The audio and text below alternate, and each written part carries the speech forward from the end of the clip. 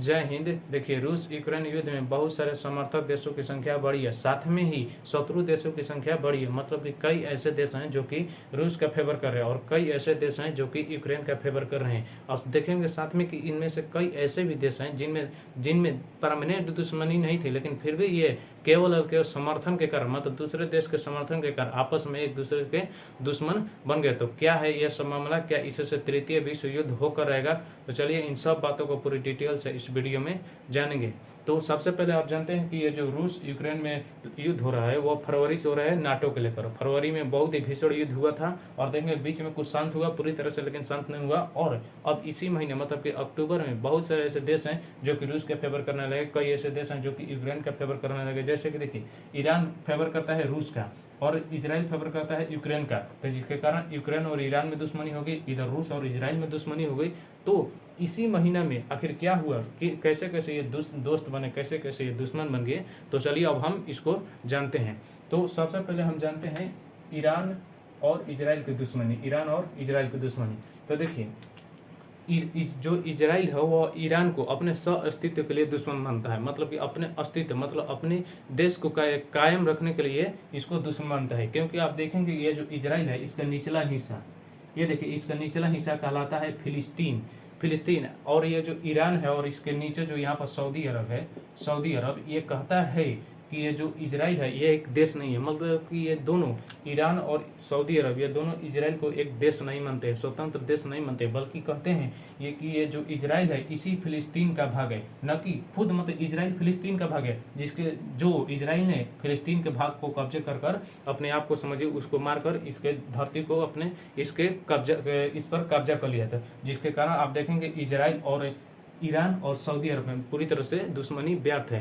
तो आप जानते हैं कि इजराइल जो है पूरे यूरोप में, समझिए पूरे यूरोप में इसका मिसाइल, चाहे वो ड्रोन हो, चाहे वो लड़ाकू विमान है, जितना भी हेलीकॉप्टर लड़ाकू हेलीकॉप्टर विमान हो, तो मतलब ये सब जितने भी देश है, बहुत सारे देश इस इजराइल से बहुत सारे ऐसे मतलब हाई क्वालिटी के ऐसे विमाने और ड्रोन खरीदते रहते हैं। मतलब कि आप देखेंगे इजराइल बहुत ही शक्तिशाली देश है, तो इनको छोड़ने वाले नहीं है। और इजराइल के सामने ईरान और सऊदी अरब क्या बोलेगा? जैसे कि आप देखेंगे ये जो इजराइल है ये एक अमेरिका के साथ मिलकर केसी देखिए 46A, यह जो एरियल रिफ्यूलर विमान है, इस विमान की खासियत यह है कि आप देखेंगे ये हवा से हवा में ही रिफ्यूलिंग कर देता है। मतलब कि ऐसा विमान है जो एक दूसरे विमान को हवा से हवा में ही रिफ्यूलिंग कर देता है, तो जिसके कारण आप देखेंगे कि ये ईरान घबरा गया था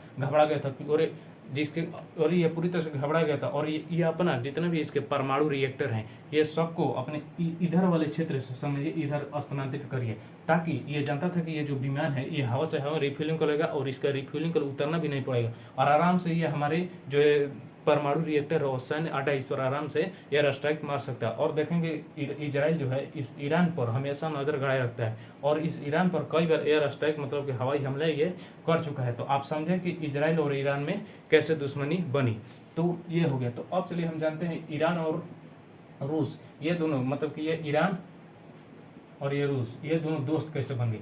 तो इन दोनों का दोस्ती के कारण देखिए यह है शहीद 136 ड्रोन, जिसे सुसाइड ड्रोन भी कहते हैं। इस ड्रोन के देखिए कहानी इसको हम समझते हैं। ये जो शहीद 136 ड्रोन है ये इसे सुसाइड ड्रोन भी कहा जाता है और ये ईरान के सबसे शक्तिशाली ड्रोन है। मतलब ये ईरान वाला, मतलब ईरान में जितने भी ड्रोन हैं उन सब में ड्रोन कौन है? ये शहीद 136 बहुत ही मतलब शक्तिशाली ड्रोन है, तो बहुत ही ये खतरनाक है। तो इसको लेकर आप देखेंगे कि ईरान और रूस में दोस्ती बढ़ गई। तो देखिए अब इसको हम कहानी को समझते हैं। इस कहानी को देखिए, सबसे पहले जून में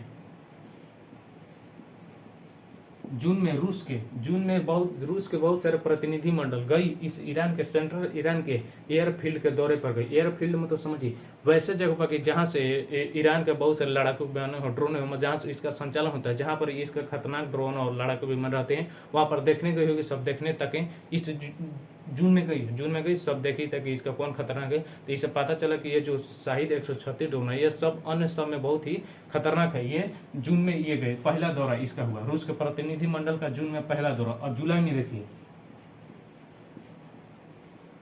जुलाई में जस्ट एक महीना बाद अब देखिए यहाँ पर देख तक गया होगा, सोचिए दिमाग लगाइए, ये इस रूस का प्रतिनिधिमंडल इस ईरान में बहुत सारे देख कर मत इसके जो भी क्वालिटी है, हाई क्वालिटी के ड्रोन है और शक्तिशाली खतरनाक जितने सब गए जाके यहाँ पर राष्ट्रपति को बताया होगा पुतिन को, और ये कहना कि जाओ अब दूसरा बार ये जब गया जुलाई में तो देखा पसंद किसको किया, इस शाहिद 136 ड्रोन को पसंद किया। और जस्ट अगस्त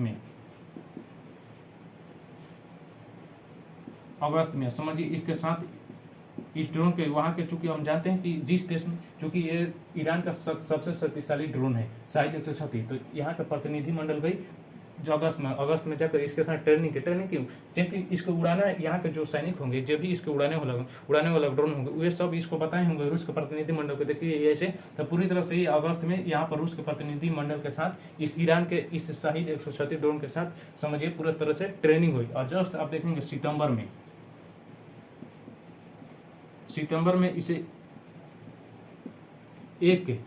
में इसे जो ईरान का शाहिद 136 ड्रोन है, इसे यूक्रेन के सैनिक ने मारकर गिरा दिया।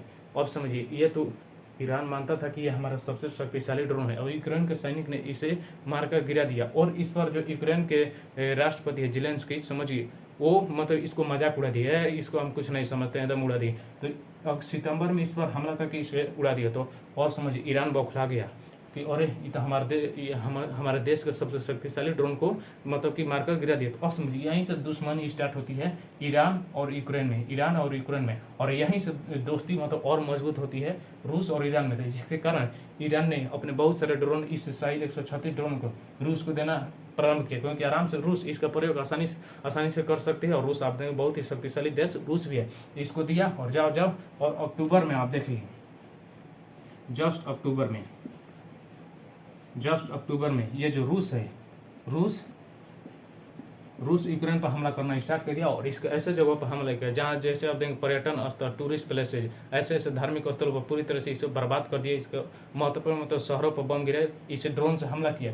देखिए तो चूंकि यहाँ के जो जेलेंस्की थे राष्ट्रपति, उन्होंने इसका मजाक उड़ाया था, लेकिन यहाँ के यूक्रेन का जो रक्षा मंत्रालय, उन्होंने कहा कि ये जो ईरान का ये ड्रोन है बहुत ही वास्तव में बहुत शक्तिशाली है, ये किसी विशेष एरिया को लॉक करता है। और आप देखेंगे कि इसका जो आवाज़ है वो एक खराब मशीन की तरह भड़बड़ाती हुई, समझिए बहुत दूर तक ही इसका आवाज़ सुनाई देता है, जिसके कारण प्रभावशीलता बहुत ही कम हो जाती है। लेकिन इसका एक ही मतलब की गुण है कि यह जिस एरिया को लॉक कर दिया, समझिए उसका बचना असंभव है, उसको एकदम ये मारिए के आएगा। समझिए इसको मतलब इसको देखना भी असंभव है।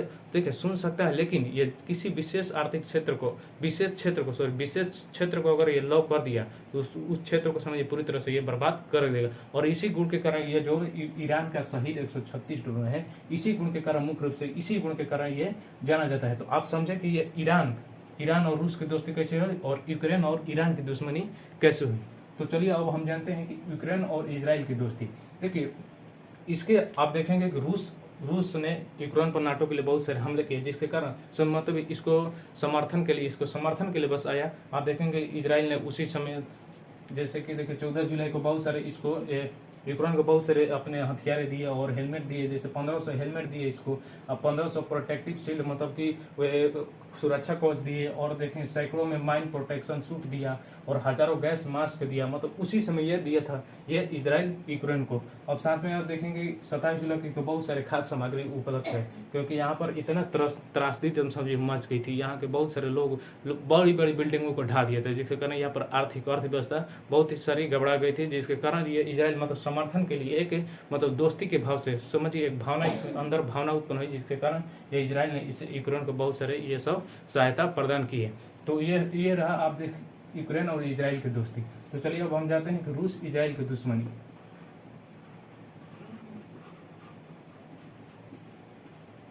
तो इसके देखिए इसका पहला कारण कि ये जो इजराइल है, इजराइल के दुश्मन ईरान का दोस्त कौन है? रूस। ईरान का दोस्त रूस। तो इसके कारण ये इजराइल आराम से इसे अपना दुश्मन मानने लगा होगा रूस का। लेकिन इसका मेन कारण आप समझिए, ये जो सीरिया है यहाँ पर रूस ने अपना ऑपरेशन शुरू कर दिया, सैन्य ऑपरेशन, मिलिट्री ऑपरेशन यहाँ पर शुरू किया। तो इस पर इजराइल ने चिंता बहुत सारी मतलब चिंतन जताई थी, आप यहाँ पर ऐसा नहीं कीजिए, जिसके कारण पुनः ये इजराइल ने सीरिया के सैनिकों के साथ मिलकर रूस पर हमला कर दिया। लेकिन सबसे यह आश्चर्य की बात यह हो जाती है कि यह जो रूस है, इसी ईरान के जो ड्रोन है शायद 136 ड्रोन, जिसे सुसाइड ड्रोन कहते हैं, इसी ड्रोन की मदद से यहाँ पर ये सीरिया पर हमला करते रहता था, जिसके कारण अब इजराइल और रूस में और दुश्मनी बढ़ गई। तो आप समझ रहे हैं ये पूरी कहानी। इसमें देखेंगे ये जो यूक्रेन है, यूक्रेन और ये रूस, इस ईरान के शायद 136 ड्रोन के कारण यूक्रेन ईरान का दुश्मन बन गया और इधर रूस इजराइल का दुश्मन बन गया। तो ये इसी ड्रोन के कारण दो आपस में, ये परमानेंट दुश्मन नहीं थे, लेकिन फिर भी इस ड्रोन के कारण यूक्रेन और ईरान, अगर इसी तरह से आप देखेंगे कि यूक्रेन का बहुत सारे, जैसे कि यूनाइटेड किंगडम समर्थन करता है, अमेरिका करता है, तो अगर समर्थक देशों की संख्या बढ़ी और दोनों ओर से अगर समर्थक देशों की संख्या बढ़ी तो समझिए तृतीय विश्व युद्ध एकदम होने वाला ही एकदम होकर ही रहेगा। तो यह रहा इसकी पूरी कहानी। अब यह वीडियो यहीं पर समाप्त होती है। जय हिंद।